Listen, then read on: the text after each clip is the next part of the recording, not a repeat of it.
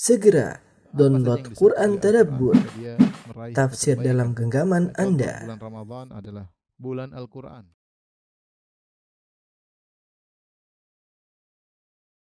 Bismillahirrahmanirrahim. Assalamualaikum warahmatullahi wabarakatuh. Alhamdulillahi ala ihsani wa syukru lahu ala taufiqihi wa amtinani. Asyhadu an la ilaha illallah wahdahu la syarika lahu ta'ziman li sya'ni wa asyhadu anna Muhammadan abduhu wa rasuluhu da'ila ridwani. Allahumma shalli alaihi wa ala alihi wa ashabihi wa ikhwani. Para jemaah Masjid Tarbiyah Cilandak yang dirahmati oleh Allah Subhanahu wa taala, kita melanjutkan bahasan kita tentang sirah nabawiyah, dan kita masih melanjutkan tentang hal-hal yang terjadi menjelang haji wada. Ya, menjelang haji wada. Di antara peristiwa-peristiwa yang terjadi adalah hajinya Abu Bakar sebelum Nabi sallallahu alaihi wasallam. Abu Bakar berhaji. Kemudian juga diutusnya Mu'adz ke negeri Yaman untuk berdakwah bersama Abu Musa al-Asy'ari, dan juga wafat Ibrahim putra Nabi sallallahu alaihi wasallam. Kita mulai dari hajinya Abu Bakar As-Siddiq radhiyallahu taala anhu. Di akhir bulan Zulqa'dah tahun ke-9 Hijriah, Rasulullah SAW mengutus Abu Bakar As-Siddiq untuk menjadi amir haji, ya, agar kaum muslimin bisa berhaji. Sementara Rasulullah SAW tidak berhaji, beliau tetap di kota Madinah untuk berdakwah dan juga untuk menanti kedatangan para utusan-utusan yang ingin mengikrarkan Islam mereka, yang ingin bertanya tentang Islam. Maka Nabi menetap di kota Madinah. Orang-orang pada masuk Islam berbondong-bondong. Ya, wa ra'aitan nasa yadkhuluna fi dinillahi afwaja. Kalian melihat manusia datang masuk Islam dengan bondong-bondong. Di antara sebab kenapa Nabi sallallahu alaihi wasallam tidak berhaji ketika itu. Salah satu sebab. Sebab kedua, sebab yang paling utama, Nabi tidak berhaji karena Nabi tidak ingin ketika haji ada orang-orang musyrik juga ikut haji. Ya, ketika itu Mekah masih didatangi oleh orang-orang musyrikin dan mereka berhaji. Nah, kalau mereka berhaji, bisa saja mereka melakukan hal-hal kesyirikan. Ya, bisa saja mereka mengusap berhala-berhala, ya. Atau bisa saja mereka berhala sudah dihancurkan. Ya, bisa saja mereka tuaf dalam kondisi telanjang, karena di antara kebiasaan mereka adalah tuaf dengan telanjang, sebagaimana sudah kita sebutkan. Kalau mereka umrah atau haji tawaf tidak mendapatkan baju baru atau tidak dipinjamkan baju oleh penduduk kota Mekah, maka mereka akan tawaf telanjang, laki-laki maupun perempuan. Hanya saja perempuan lebih suka tawaf telanjang di malam hari. Lebih suka tawaf telanjang di malam hari. Laki-laki tidak peduli pagi, siang, sore, malam. Kalau tidak dapat baju, mereka tawaf telanjang. Lagi pula mereka juga bisa jadi terjerumus dalam kesyirikan, sebagaimana talbiyah mereka kalau sedang tawaf. Labbaik Allahumma labbaik, labbaik la syarika laka labbaik illa syarikan huwa lak tamlikuhu wa ma malak. Ya Allah, tidak ada ya Allah, kami penuhi panggilan-Mu, ya Allah tidak ada sekutu bagimu kecuali sekutu yang kau miliki, ya, yang tamlikuhu, kecuali sekutumu yang kau memilikinya dan dia tidak memiliki apa-apa. Ini lafal kesyirikan. Makanya ketika Nabi SAW mendengar, sebagaimana hadis Ibn Abbas ketika dalam Sahih Muslim, ketika Nabi mendengar orang-orang musyrikin mereka tawaf sambil mengatakan labbaik Allahumma labbaik, labbaik la syarika laka labbaik, maka Nabi mengatakan wailakum qad, sudah cukup, jangan tambahin lagi. Tapi ternyata mereka tambah, labbaik la syarika laka labbaik, ya Allah tidak ada sekutu bagimu illa syarikan huwa lak tamliku wa ma malak, kecuali sekutumu yang kau memilikinya dan dia tidak memiliki apa-apa.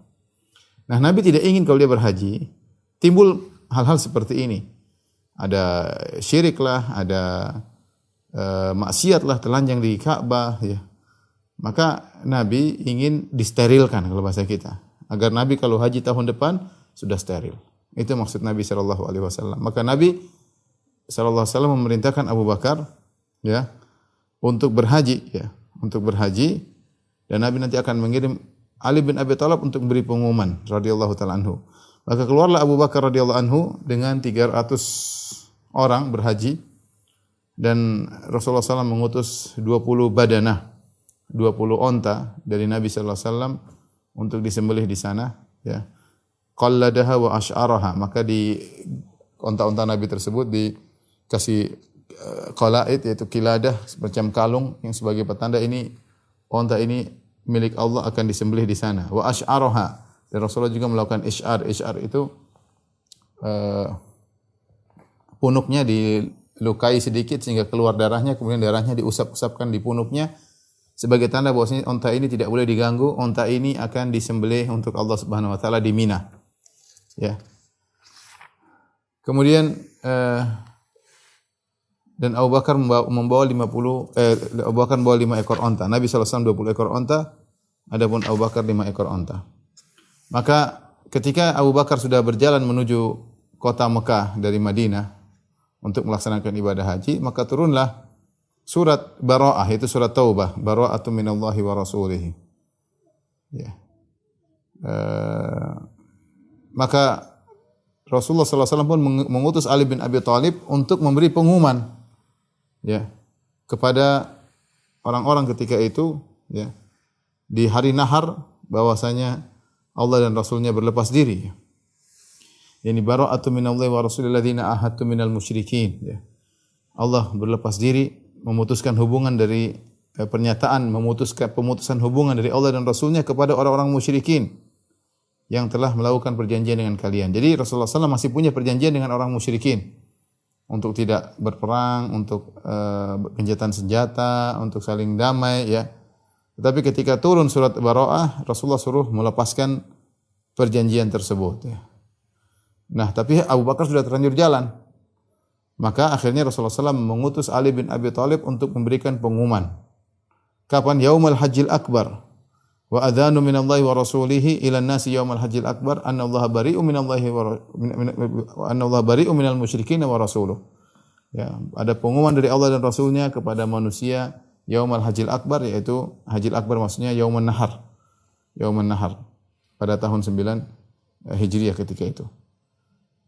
Ketika Abu Bakar sudah di tengah jalan menuju Mekah, tiba-tiba dia mendengar suara onta Rasulullah SAW, punya suaranya khas.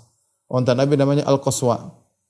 Rasulullah SAW Abu Bakar menyangka Rasulullah SAW menyusul.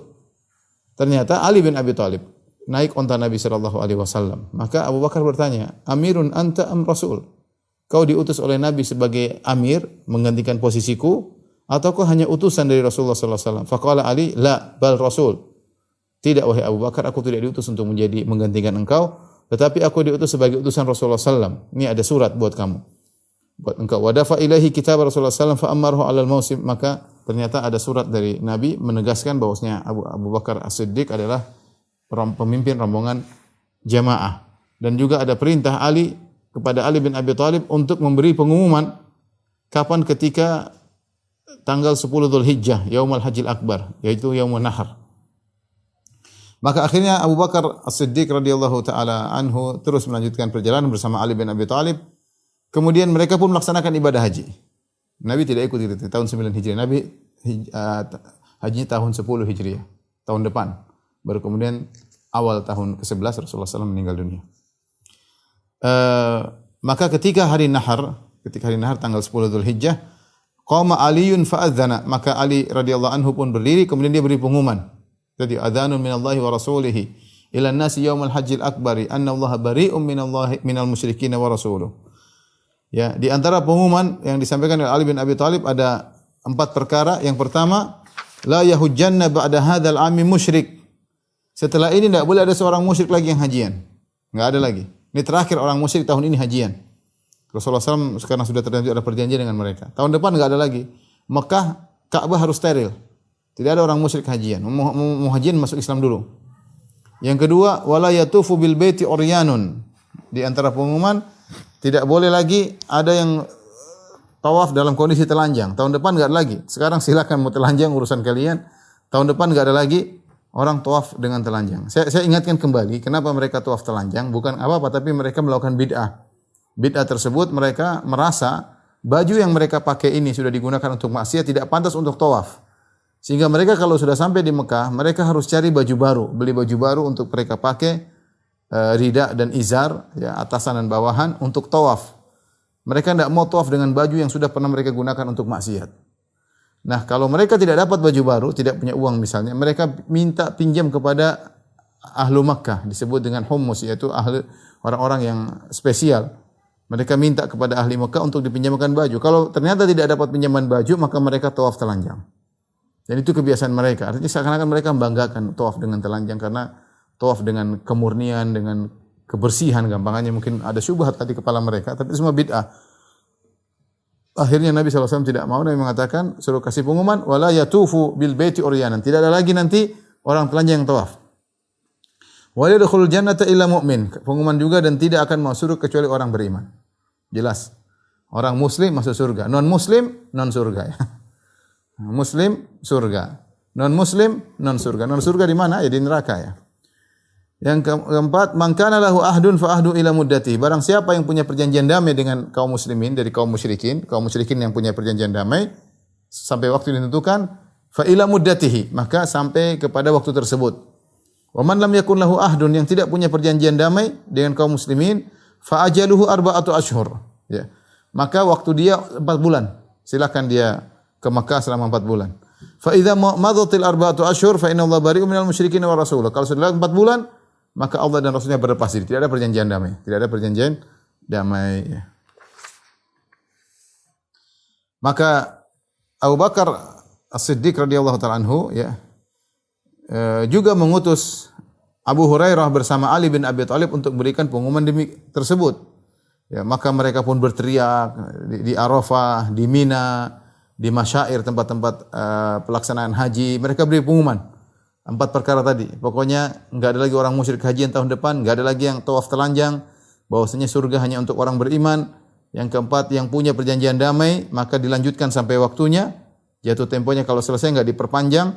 Yang tidak punya perjanjian damai ada waktu 4 bulan untuk membenahi diri.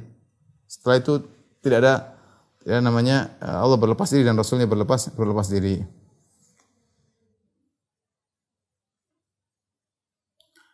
Qala Abu Hurairah berkata, kuntu ma'a Ali bin Abi Thalib haitsu ba'atha Rasulullah SAW ila ahli Makkah bi bara'ah. Aku bersama Ali bin Abi Thalib ketika Rasulullah SAW mengutusnya untuk menyampaikan sikap bara'ah berlepas diri. Ya. Kunna nunadi, kami berteriak, annahu la yadkhul jannata illa mu'min. Tidak ada yang masuk surga kecuali yang beriman. Kami teriak. Kasih pengumuman di sana sini. Tidak ada yang di Mina, di Arafah, karena orang musyrik juga hajian. Saya sering sampaikan, orang musyrik mengakui adanya Allah Subhanahu wa taala, buktinya mereka tawaf, buktinya mereka hajian, buktinya mereka memperhatikan Ka'bah karena mereka tahu tentang Allah Subhanahu wa taala. Hanya saja mereka tidak beriman kepada hari kebangkitan. Itu satu. Ya, hanya saja mereka beribadah dengan kesyirikan. Yang kedua, hanya saja mereka tidak mengakui kenabian Muhammad sallallahu alaihi wasallam, hanya saja mereka tidak mengakui Al-Qur'an dari Allah. Tapi Allah itu ada, mereka akui. Makanya mereka haji. Maka perlu ada pengumuman, pokoknya tahun depan enggak ada lagi musyrik haji. Dan tidak bisa masuk surga kecuali orang beriman. Tidak ada orang telanjang yang tawaf lagi. Ya, yang punya perjanjian damai lanjutkan, yang tidak punya kasih waktu 4 bulan. Kata Abu Hurairah, fa kuntu unadi hatta sahila sauti. Ya, aku berteriak sampai habis suaraku, sampai suaraku serak, sampai habis. Habis suaraku karena berteriak-teriak beri pengumuman. Dengan demikian, maka kesyirikan dengan ritual-ritualnya selesai. Mekah menjadi steril, tidak ada lagi kesyirikan di Mekah, patung-patung sudah dihancurkan oleh Nabi sallallahu alaihi wasallam. Kemudian tidak ada lagi ritual kesyirikan di kota Mekah. Jadi yang pertama haji adalah Abu Bakar tahun 9 Hijriah. Nabi sallallahu alaihi wasallam tadi dia punya 2 uzur. Uzur pertama, Nabi sallallahu alaihi wasallam mengurusi tamu-tamu yang datang. Yang kedua, Nabi tidak ingin berhaji kalau ada orang musyrikin. Kemudian kita masuk pada tahun 10 Hijriah. Nabi SAW masih menanti kedatangan para wufud, para utusan-utusan. Ya. Kemudian Nabi mengutus anak buahnya, para sahabat untuk menyeru kabilah-kabilah Arab untuk masuk Islam. Juga mengutus mereka untuk mengajari kabilah-kabilah Arab. Benar-benar Nabi fokus dakwah ketika itu. Ya, sambil menunggu tahun depan untuk haji. Di antaranya Rasulullah SAW mengutus Mu'adz bin Jabal dan Abu Musa al-Ash'ari radhiyallahu anhuma ilal Yaman, ke arah Yaman. Dan Nabi menyuruh kedua sahabat ini, Mu'adz bin Jabal dan Abu Musa al-Ash'ari, untuk mengajarkan orang-orang Al-Quran dan mengajarkan agama mereka. Dan masing-masing diarahkan ke tempat yang berbeda. Ya. Adalah Mu'adz bin Jabal diutus ke arah atas dari Yaman di areal kota Adan. Adapun Abu Musa al-Ash'ari diutus bagian bawah, ya, di daerah bawah, yaitu bagian selatan. Ya. Kemudian Nabi pesan kepada mereka berdua ketika mereka berangkat bersama. Yassira wa la tu'assira wa basyira wa la tunaffira wa tatawwa'a wa la takhtalifa. Kata Nabi sallallahu alaihi wasallam, hendaknya kalian berdua saling memudahkan. Jangan membuat lari masyarakat, mudahkanlah masyarakat. Wa la tu'assira, jangan repotkan mereka. jangan susahkan mereka. Basyira, berilah kabar gembira kepada mereka, wala tunafir, jangan buat mereka lari. Ini wasiat Nabi karena mereka akan berdakwah. Dan antara yang mereka adalah ahlul kitab. Jadi jangan sulitkan, jangan persulit. Jangan buat mereka lari. Kemudian kata Nabi, wa tatawa'a wa la takhtalifan. Hendaknya kalian saling mengalah dan jangan berselisih. Ini wasiat yang indah dari Nabi SAW kepada dua dai ini. Kata Nabi, tatawa'a wa la takhtalifan. Hendaknya kalian bersama-sama saling mengalah dan jangan berselisih. Dan ini perlu dicamkan bagi seluruh dai ketika mereka dalam bekerja sama, saling mengalah. Saling mengalah. Selama ini perkara ijtihadiyah, saling mengalah ya. Jangan berselisih. Jangan nyinyir sana nyinyir sini. Kalau perkara ijtihadiyah tidak perlu kita besar-besarkan ya. Karena kalau sudah yang di atas berselisih, para dai berselisih, maka pasti ada gap di bawahnya. Apalagi masing-masing punya pengikut. Ini hanya membuat kekacauan. Ini disenangi oleh setan. Allah berfirman, "Wa qul li ibadi yaqul latihi ahsan, inna syaitana yanzagu bainahum." Sampaikanlah kepada hamba-hambaku untuk mengucapkan kata-kata yang terbaik. Sungguhnya syaitan mengadu di antara mereka. Inna syaitana kana lil insani aduwwan mubina. Sungguhnya syaitan adalah musuh yang nyata. Kalau manusia secara umum disuruh mengucapkan kata-kata yang terbaik, apalagi para dai di antara mereka. Hendaknya mereka saling menyayangi, saling mencintai, saling menasihati, bukan saling nyinyir, saling menjatuhkan ya, merendahkan ya, membuat orang lain tertawa kepada mereka, mengejek mereka. Ini perkara yang tidak benar ya. Kalau kita bantai-bantai ilmiah tidak perlu kemudian membuat bahan olok-olokan, enggak. Saudara kita ya. Kalau kita kepada ahlul bidah saja kita begitu, apalagi kepada sesama ahlu sunnah ya. Maka seorang waspada, jangan sampai terikut dengan syaitan. Ya, kalau ada ustadznya seperti itu tinggalkan, enggak usah diikuti ya. Enggak usah diikuti. Lihat Nabi pesan kepada Abu Musa al-Asy'ari dengan Mu'adz bin Jabal. Tatawwa'a wa la takhtalifan. Hendaknya saling mengalah, jangan berselisih. Saling mengalah, jangan berselisih. Ya, selama ini perkara ijtihadiyah, ya saling mengalah sudah. Enggak usah ribut. Tapi di antara faedah dari kisah ini ya, bagaimana Rasulullah SAW menyuruh agar mereka berdua berdakwah dengan lembut ya, agar orang-orang tidak kabur ya. Dan juga Rasulullah menyuruh mereka untuk mengajarkan Al-Quran. Ini penting tentang Al-Quran, tafsir Al-Quran. Ya. Abu Musa al-Asy'ari ya, ketika hendak pergi, dia bertanya kepada Nabi SAW. Ya Nabi Allah, karena dia akan berdakwah, dia harus mengerti tentang masalah hukum. Ada problem yang jadi masalah di sana, kebiasaan masyarakat minum khamr. Bagaimana dihadapi? Dia bertanya, ya Rasulullah, ya Nabi Allah, inna ardana biha syarabun minasyair yuqalu lahu al-mizru wa syarabun minal asal yuqalu lahu al-bid'u. Ya Rasulullah, bagaimana di sana di tempat kami ada orang biasa minum minuman tradisional yang terbuat dari gandum, disebut dengan al-mizru ya. Subhanallah. Saya di Madinah sering minum nabith dari gandum, enak. Sebelum jadi alkohol tentunya. Sebelum jadi khamar tentunya. Difermentasi sebentar kemudian lezat ya. Lezat dari gandum ya. Kalau dari fermentasi beras belum pernah ya. Tapi kalau dari gandum saya sering minum dan dijual di sana. Tapi tentunya tidak memabukkan kalau sudah fermentasinya berlebihan, maka jadi bukan nabith lagi tapi jadi khamr. Nah, di sana di Yaman kata Abu Musa al-Asy'ari, orang-orang di sana punya minuman tradisional yang mereka fermentasikan sampai menjadi khamr, terbuat dari syair dari gandum, namanya al-mizru. Kemudian juga mereka punya minuman tradisional terbuat dari madu, mereka fermentasi sehingga menjadi khamr, namanya al-bid'u. Bagaimana dengan minuman tersebut wahai Rasulullah? Kata Rasulullah sallallahu alaihi wasallam, kullu muskirin haram. Semua yang memabukkan hukumnya haram. Semua yang memabukkan hukumnya haram. Perhatikan ada faedah yang indah dari Al-Hafidz Ibnu Hajar dalam Fathul Bari ketika mengomentari hadis-hadis tentang pengutusan Mu'adz bin Jabal dan juga Abu Musa al-Asy'ari. Kata Al-Hafidz dalam Fathul Bari, beliau berkata, Ibnu Hajar, wa qad dalla ba'tsu Abi Musa al-Asy'ari ila al-Yaman ala annahu kana aliman fatinan hadhiqan. Nabi ketika mengutus Mu'adz bin Jabal dengan Abu Musa al-Asy'ari menunjukkan dua orang ini orang cerdas, dan Abu Musa al-Asy'ari termasuk orang yang alim, diutus untuk dakwah, harus punya ilmu. Karena akan berhadapan dengan orang-orang di sana banyak tentang hukum-hukum. Enggak ada WhatsApp dulu, enggak ada telepon, enggak ada sarana komunikasi. Yang diutus harus orang pintar. Kalau enggak nanti kacau ya. Enggak sempat mau nanya sama Nabi, gimana cara nanya? Susah. Harus nunggu kirim surat mungkin berapa minggu atau berapa bulan baru kembali lagi 2 bulan. Sementara permasalahan banyak, dia harus ngerti hukum-hukum, ngerti ilmu waris, banyak ilmu zakat, dia ngerti. Maka dia adalah seorang yang alim, fatin, orang yang cerdas, hadhiq. Ya. Walaula dzalika lam yuwallihi Nabi sallallahu alaihi wasallam al-imara. Kalau tidak demikian tentu Nabi tidak akan menyuruh dia menjadi amir di sana. Jadi penguasa di daerah sebelah sana. Walau kana fawwadha al-hukma li ghairi lam yahtaj ila tawsiyati bima wasahu bihi. Ya. Kalau ternyata ada yang ditugaskan selain Abu Musa, tentu dia tidak akan berikan wasiat kepada Abu Musa dengan wasiat tersebut. Artinya yang diutus cuma Abu Musa dan Mu'adz. Kemudian yang menakjubkan, setelah Rasulullah SAW wafat, lidzalika itamada alaihi Umar, thumma Utsman, thumma Ali. Ya, maka tetap dilanjutkan Umar menjadikan Abu Musa tetap berhukum di sana, menjadi hakim di sana, menjadi qadhi atau menjadi amir di sana. Utsman pun demikian, Ali pun demikian.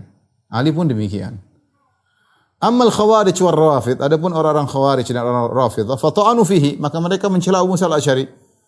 Wa nasabu ila al-ghaflah, dan mereka menuduh Abu Musa al-Asy'ari bodoh. Mereka Abu Musa al-Asy'ari bodoh, dibodoh-bodohin sama Amr bin Al-As. Mereka buat kisah palsu tentang tahkimul hakamain ketika terjadi perselisihan antara kubu Muawiyah dengan kubu Ali. Terjadilah perang Siffin sampai akhirnya terjadi perdamaian ketika mereka sepakat masing-masing mengutus hakam perwakilan.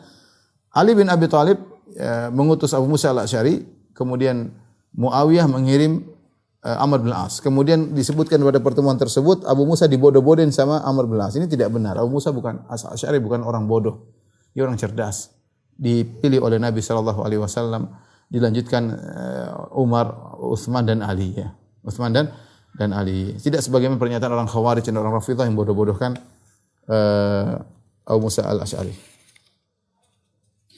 Adapun wasiat Nabi kepada Mu'adz bin Jabal, sebagaimana diriwayatkan oleh Imam Bukhari dan Muslim, kata Rasulullah SAW ketika mengutus Mu'adz bin Jabal pada tahun 10 Hijriah, ya, innaka sata'ti qauman ahla kitab.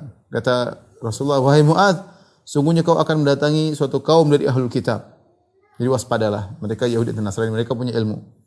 Fa idza ji'tahum fad'uhum ila an yashhadu an la ilaha illallah. Ini dalil bahwasanya seorang punya senjata ketika diutus pada golongan tertentu, dia harus mengerti tentang audiens ya, bagaimana kondisi audiens. Dia harus menyiapkan. Tidak semua audiens dianggap sama. Ngomong sama anak kecil sama dengan orang besar.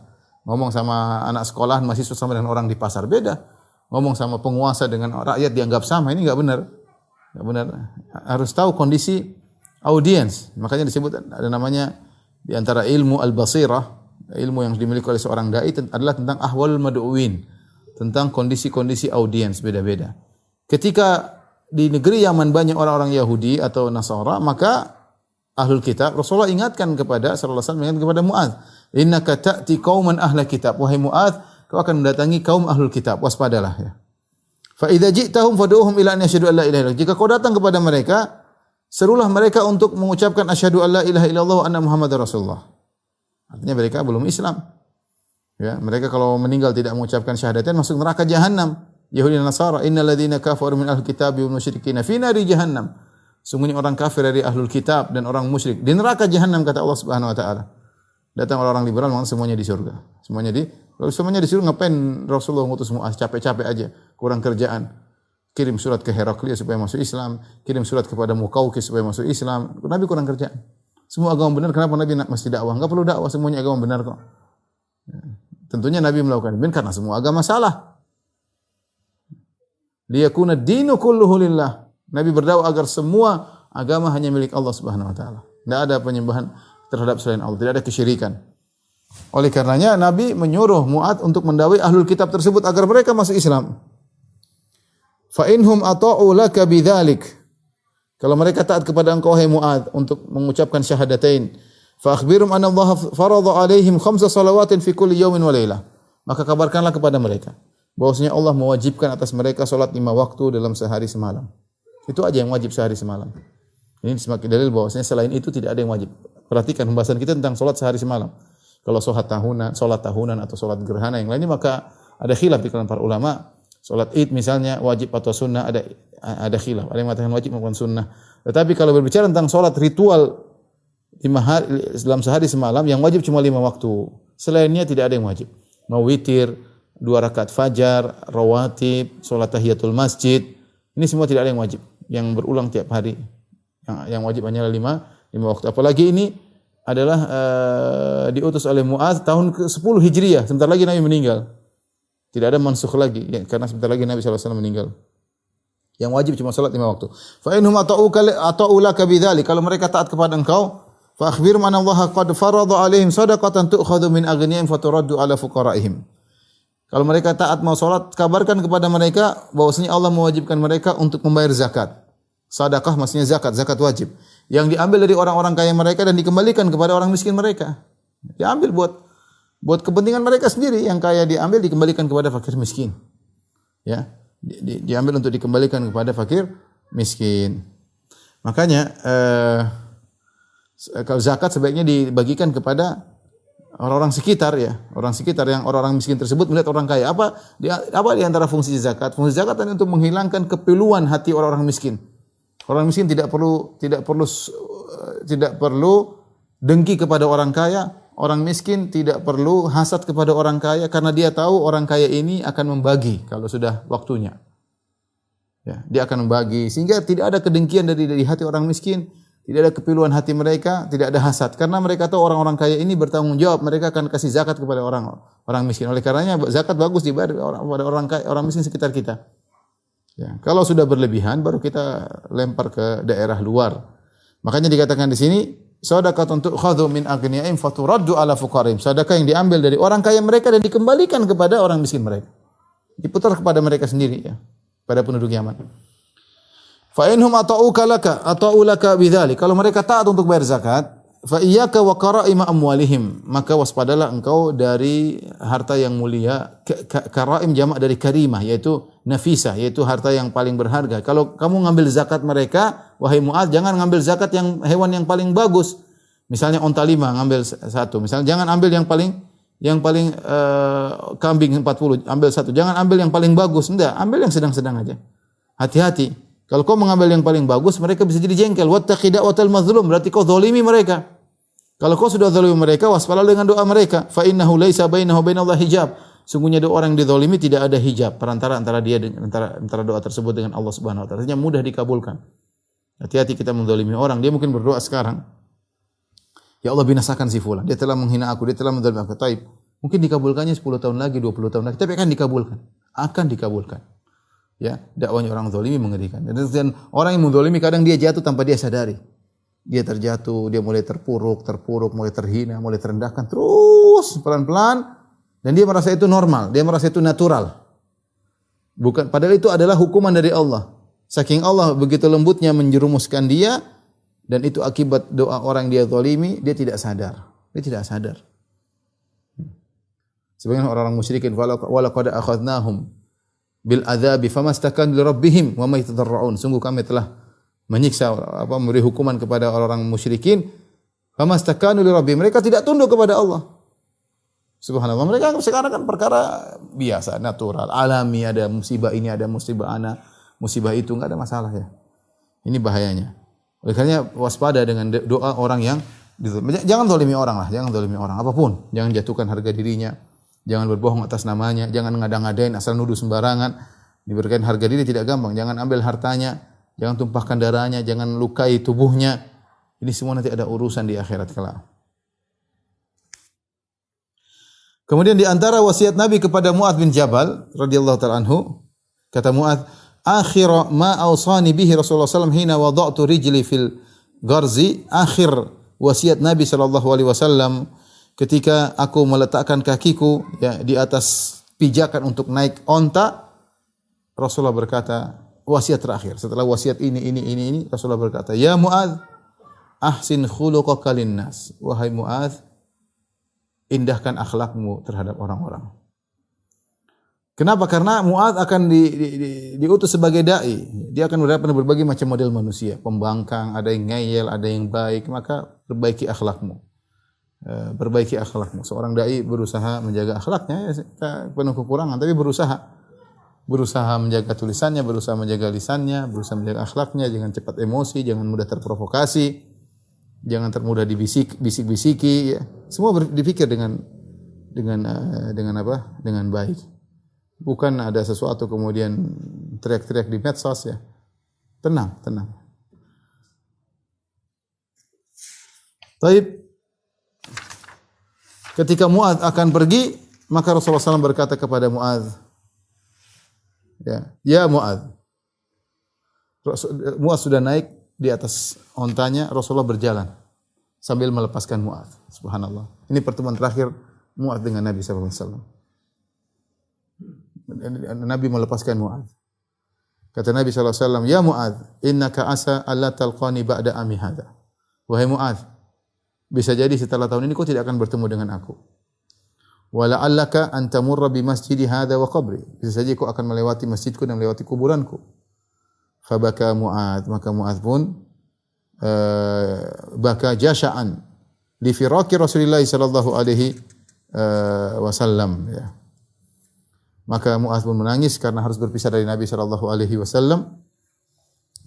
Kemudian Rasulullah SAW, thumma altafata Rasulullah SAW nahwal Madinah. Kemudian Rasulullah SAW balikkan wajahnya kota Madinah.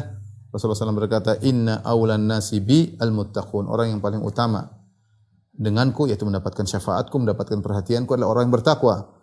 Man kanu wa haitsu kanu. Siapapun orangnya dan dimanapun dia berada. Ya. Orang yang paling dekat dengan Nabi yang paling bertakwa. Orang yang paling bertakwa. Inna akramakum indallahi atqakum. Yang paling mulia di sisi Allah adalah yang paling bertakwa, maka demikian juga di sisi Nabi sallallahu alaihi wasallam. Orang yang paling bertakwa.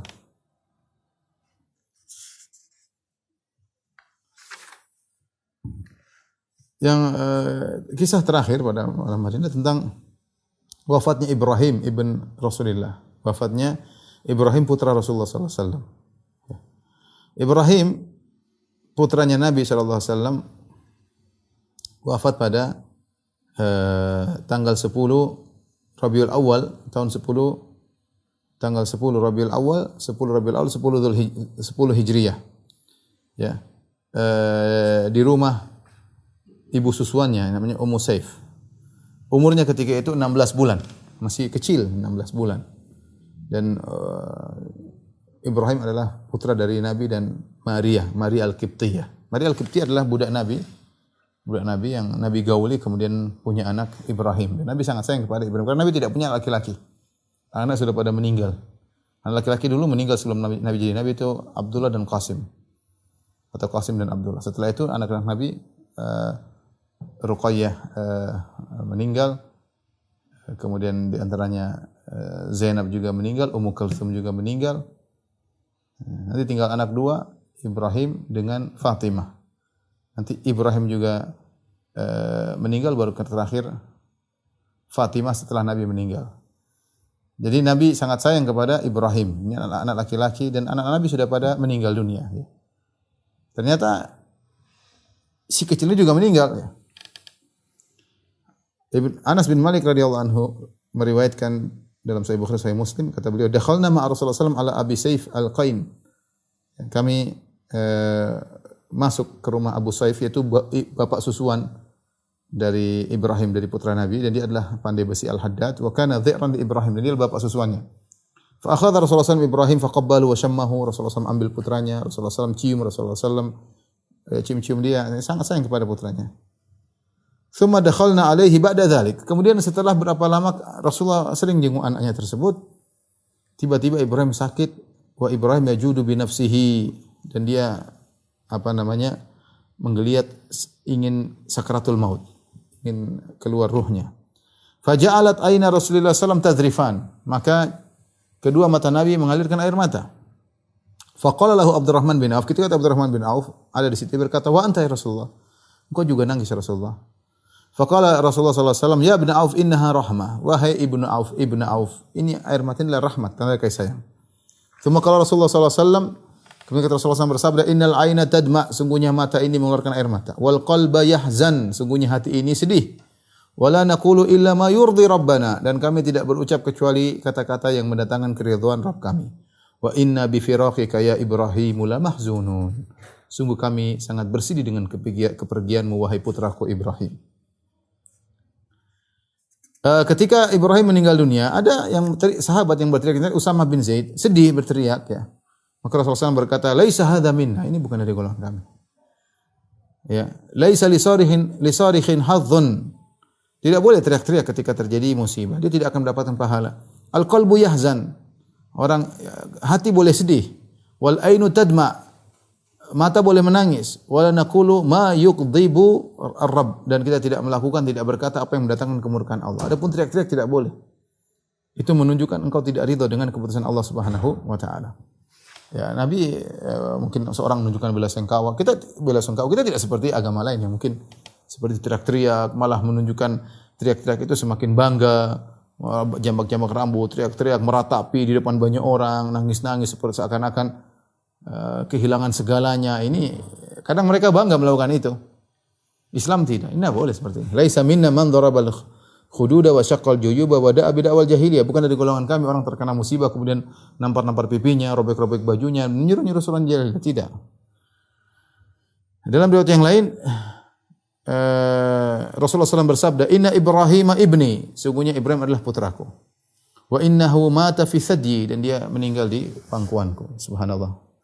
Wa innahu ladzi raini tukmilani rada'ahu fil jannah, dan dia nanti masuk surga dan akan ada dua bapak susuan dan ibu susuan yang akan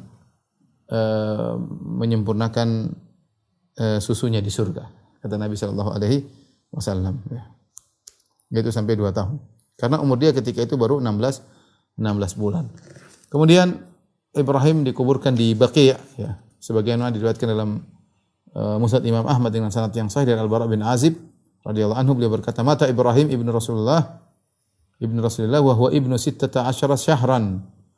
Ya, bahwasanya Ibrahim meninggal umurnya 16 bulan, ya, bersatu tahun 4 bulan. Fa amara bihi Rasulullah sallallahu alaihi wasallam an yudfana bil Baqi', maka Rasulullah sallallahu alaihi wasallam memerintahkan agar anaknya tersebut dikuburkan di Baqi'. Ketika Ibrahim meninggal dunia, qadarullah, terjadi gerhana matahari. Gerhana matahari ketika Ibrahim putra Nabi meninggal dunia. Maka terjadi isu.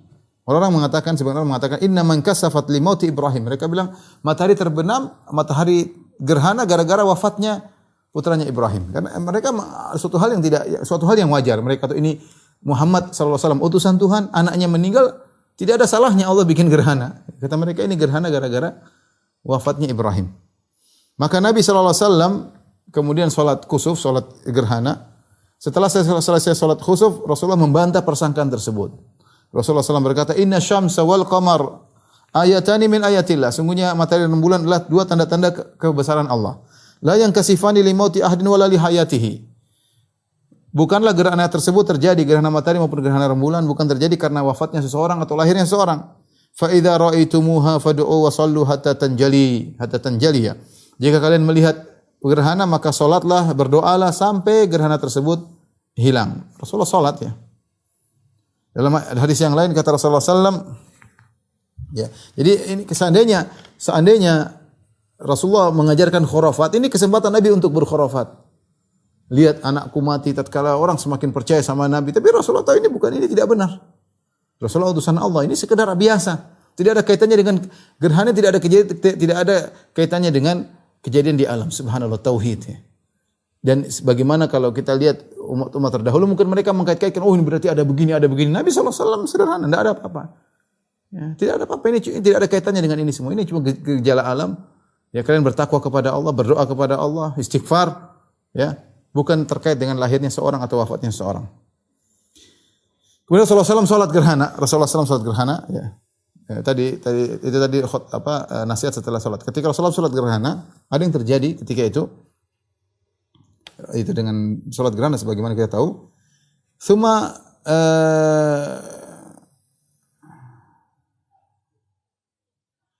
Rasulullah SAW sempat maju dan Rasulullah sempat mundur, ya.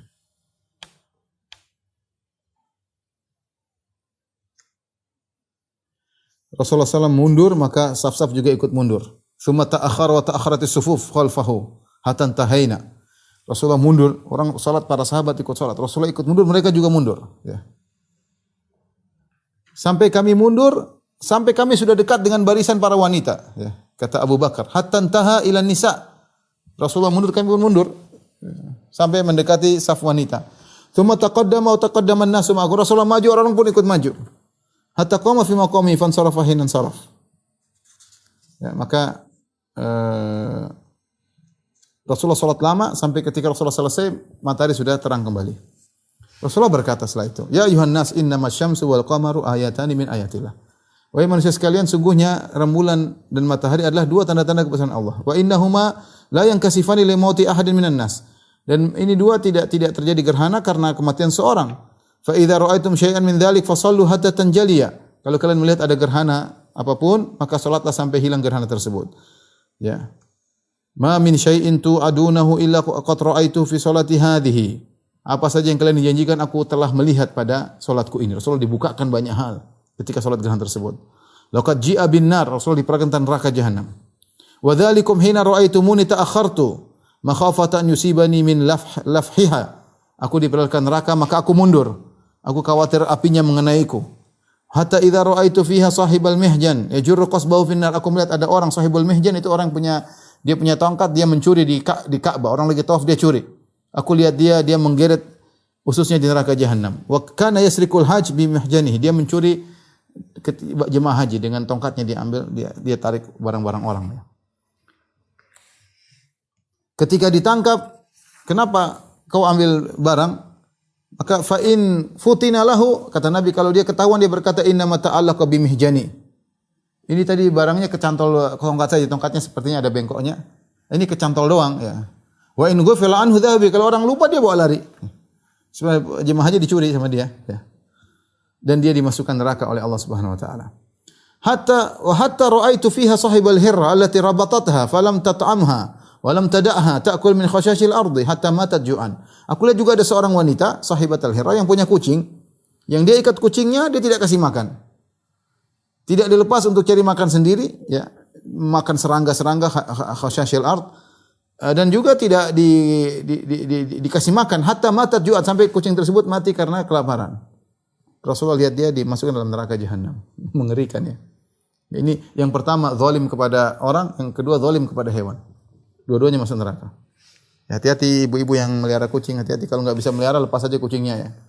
Jangan pelihara-pelihara itu enggak dikasih makan sampai mati ya. Tsumma ji'a bil jannah, kemudian datangkan surga kepadaku, wa dzalikum hina ra'aitumuni taqaddamtu, waktu kalian lihat aku maju itu aku melihat surga. Hatta kumtu fi maqami, sampai aku berdiri di sini. Walaqad madatu yadi wa ana uridu an tanawala min thamarihi litanzuru ilaihi. Aku hampir-hampir ingin mengambil, ini perkara yang menakjubkan ya, perkara yang orang lain tidak lihat tapi Nabi lihat, ditampakkan bagi Nabi. Sampai aku ingin mengambil buah yang ada di surga agar kalian bisa lihat buah tersebut. Tsumma badali alla af'al. Aku kemudian nampaknya aku tidak melakukannya. Ya, ini semua terjadi ketika Nabi salat gerhana dengan salat yang sangat panjang. Perhatikan ikhwan dan akhwat yang Allah Subhanahu wa taala, bagaimana petunjuk Nabi ketika mengalami musibah ya. Nabi sudah banyak mengalami musibah Nabi sangat banyak, karena demikianlah konsekuensi dari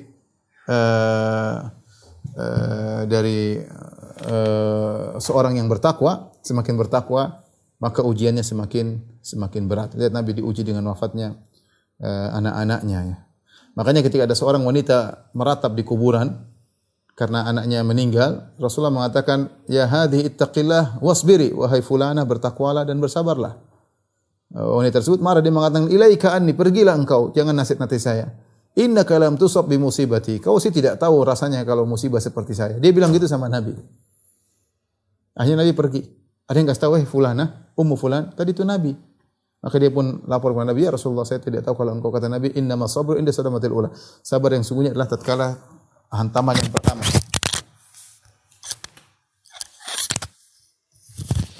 Sabar yang paling utama adalah di hantaman yang pertama ya. Dia tidak tahu bahwasanya Nabi SAW lebih diuji daripada dia. Dia mungkin anaknya baru satu meninggal. Nabi anaknya semuanya meninggal kecuali Fatimah. Anaknya 6 semuanya meninggal. Kecuali Fatimah meninggal setelah Nabi SAW. Tapi Nabi SAW boleh menangis, boleh bersedih. Itu ujian sifat manusiawi, itu rahmat kasih sayang. Tetapi tidak boleh mengucapkan kata-kata yang bisa mendatangkan kemurkaan Allah Subhanahu wa taala. Demikian ikhwan dan akhwat yang rahmatillah subhanahu wa taala, kita lanjutkan insyaallah pada pekan depan, masih menjelang haji wada ya. Wallahu a'lam bishawab. Demikian saja apa yang saya sampaikan kepada para jamaah Masjid Tarbiyah Cilani rahmatillah subhanahu wa taala. Insyaallah kita lanjutkan pada pertemuan berikutnya. Wabillahi taufiq wal hidayah. Assalamualaikum warahmatullahi wabarakatuh.